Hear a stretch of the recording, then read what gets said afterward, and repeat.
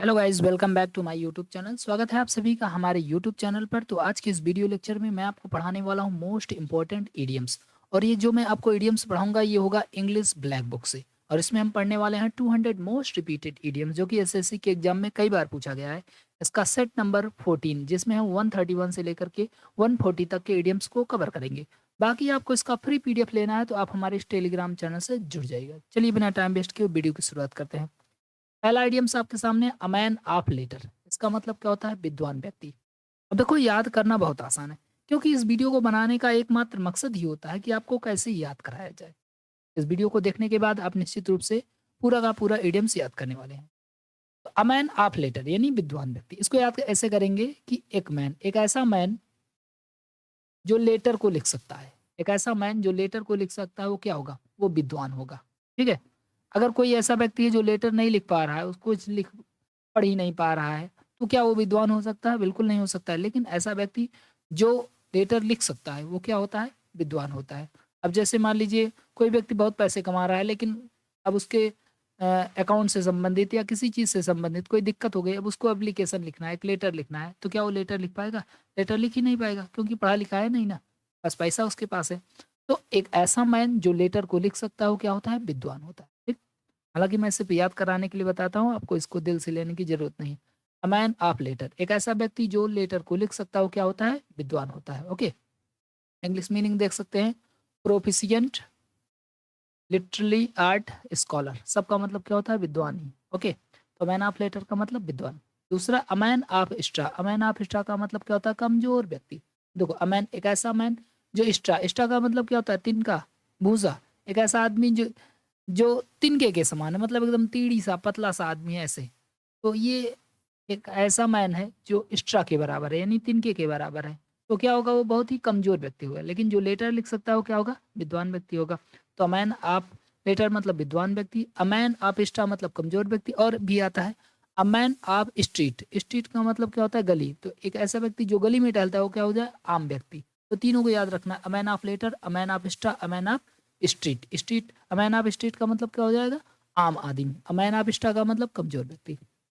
English meaning देख सकते हैं, a man of no substance, एक ऐसा व्यक्ति जिसके अंदर सब्सटेंस नहीं है। अ वीक पर्सन, एक कमजोर व्यक्ति।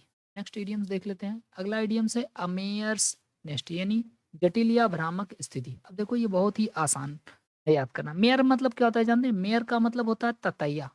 ततैया जानते हैं? जो पीला पीला होता है, उसको ततैया बोलते हैं। और नेस्ट मतलब क्या होता है? घोंसला। अब ततैया ने कहीं पर अपना छत्ता बनाया हुआ है, मतलब उसको घोंसला ही कह सकते हैं। तो अब उसमें आप जाकर के अपना हाथ डाल दिए। अभी आपके लिए बहुत अच्छी स्थिति होगी ना, ये आपके लिए बहुत ही भ्रामक और जटिल स्थिति हो जाएगी। मतलब अगर ततैया के छत्ते में हमको हाथ डाल के कुछ चीज़ निकालना है, तो समझ लीजिए वो क्या है? बहुत ही कठिन स्थिति है, बहुत ही भ्रामक स्थिति हो जाए। यहाँ से इंग्लिश मीनिंग ये गलत लिख दिया है, इसको चेंज करना पड़ेगा ना। जटिल या भ्रामक स्थिति यानी हम कह सकते हैं हार्ड सिचुएशन। ओके। दूसरा, अनिडिल इन हैशटैग। अनिडिल हैशटैग का मतलब होता है पता लगाना मुश्किल। अब देखो, इसको याद कैसे करेंगे? निडल का मतलब क्या होता है? निडल का मतलब होता है सुई। और हैशटैग का मतलब क्या होता है? हैशटैग का मतलब होता है आपका घासवास। अब जैसे आप भूसा भी होता है इसका मतलब। अब जैसे आप निडल, सुई ले जा रहे हैं, और सुई ले जा रहे हैं, और सुई आपका हैशटैग में गिर गया, यानी भूसे के पास गिर गया। अब क्या आप उसको जल्दी ढूंढ पाएंगे? बिल्कुल नहीं ढूंढ पाएंगे। अब उसको पता लगाना आपके लिए क्या हो जाएगा? बहुत ही कठिन काम हो जाएगा। अगर कोई निडिल यानी कोई सुई हैशटैग यानी भूसे के पास गिर जाती है, तो उसको पता लगाना क्या हो जाएगा? बहुत ही मुश्किल हो जाएगा। इंग्लिश मीनिंग होगा very hard to find out, यानी पता लगाना क्या हो जाएगा? बहुत ही मुश्किल हो जाएगा। ओके। इंग्लिश मीनिंग यहाँ पर गलत लिखा गया होगा, मुझे पक्का विश्वास है, बिल्कुल पीछे वाला लिख दिया ना। तो अनिडिल इन हैशटैग का मतलब हो जाएगा आपका क्या?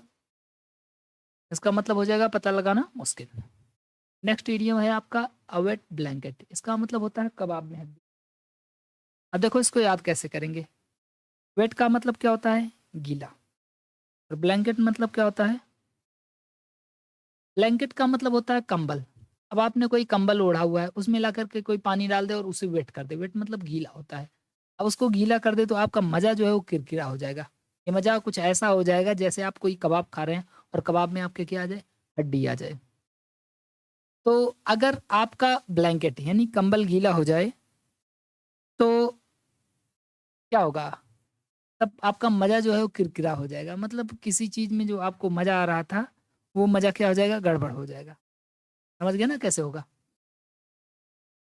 इंग्लिश मीनिंग देखो तो आप इसको ज़्यादा अच्छे समझ पाओगे कि कबाब में हड्डी का मतलब क्या होता है। A person who discourage enjoyment और एंथुसियाज्म, मतलब एक ऐसा पर्सन जो आपके एन्जॉयमेंट को डिस्करेज कर दे, कहे इसमें मज़ा नहीं, मतलब कहने का मतलब है कि वहाँ पर आके गड़बड़ ही कुछ करे।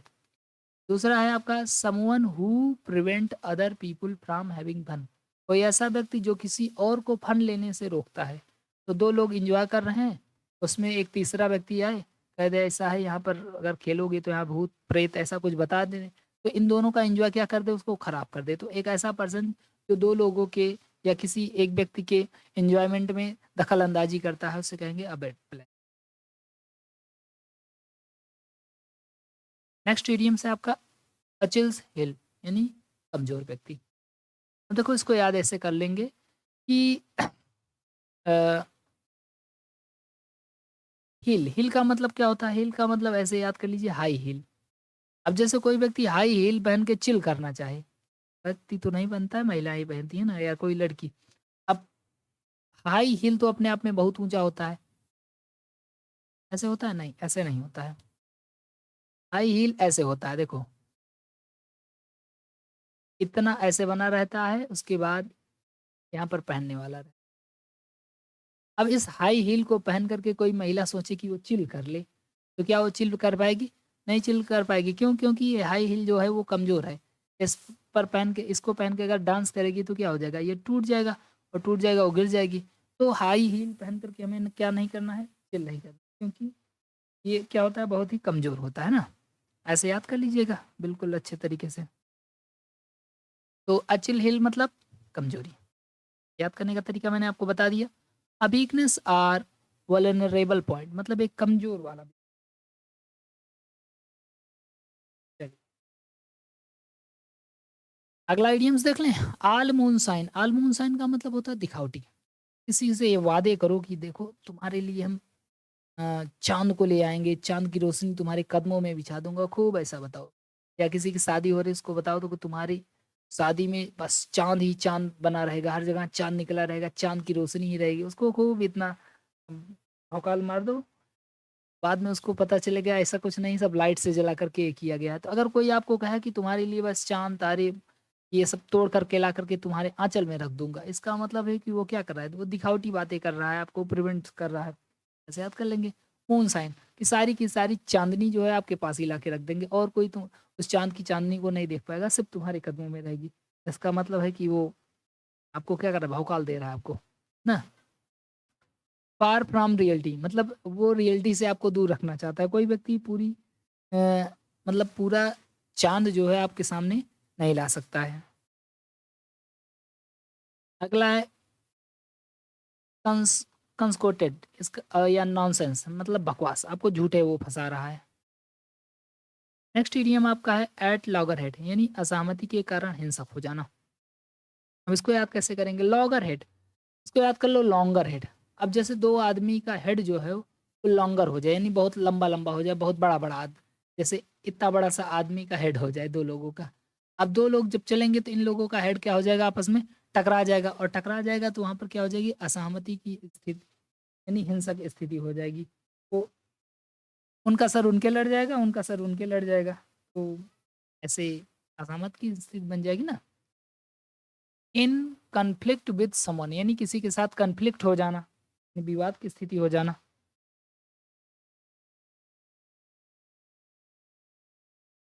टू डिसएग्री स्ट्रांगली, यानी मजबूती के साथ कहने का मतलब डिसएग्री होना किसी के साथ। नेक्स्ट इडियम है एट सी, इसको मैंने आपको पहले ही पढ़ा दिया हुआ है। एट सी का मतलब होता है परेशान हो जाना, परप्लेक्स हो जाना। याद करने के लिए मैंने बताया था कि अगर आप समुद्र में हैं, मान लीजिए बड़ा सा समुद्र है, इस पूरे बोर्ड को हम मान लेते हैं समुद्र है। अब इसमें आप यहाँ पर आ गए, समुद्र के बीच में यात्रा करते हुए आप आ गए। अब आपको प्यास लगी हुई है, तो आप पानी पिएँगे तब भी मर जाएँगे, क्योंकि ये खारा होता है, नहीं पिएंगे तब भी मर जाएंगे। तो जब भी हम समुद्र में रहेंगे, एट सी यानी समुद्र में होंगे, तो हम क्या रहेंगे, परेशान रहेंगे। ठीक है, ऐसे मैंने याद कराया था, ये वाला इडियम्स आया हुआ है। नेक्स्ट इडियम्स आपका है बाल इन योर कोर्ट, यानी जिम्मेदार होना। तो आप जानते होंगे जैसे फुटबॉल खेला जाता है तो उसमें कोर्ट बना होता है ना, इधर एक कोर्ट होता है, इधर एक कोर्ट होता है। तो बाल जिसके कोर्ट में जाएगा उसकी जिम्मेदारी होती है कि वो गोल करे या गोल को रोके। तो अगर जिसके कोर्ट में बाल चली गई है उस व्यक्ति की जिम्मेदारी होती है कि वो गोल को करे या गोल को रोके। ठीक है, ऐसे याद कर लीजिएगा कि जिसके कोर्ट में से बना होता है ना यहाँ पर, तो जिसके कोर्ट में बाल गई है उसी की पूरी जिम्मेदारी बन जाती है बाल को रोकने की या बाल को इधर फेंकने की। ठीक है, चलिए। तो आप इसका पीडीएफ अगर लेना है तो हमारे इस टेलीग्राम चैनल से जुड़ जाइएगा। Thank you so much. जय हिंद, जय भारत।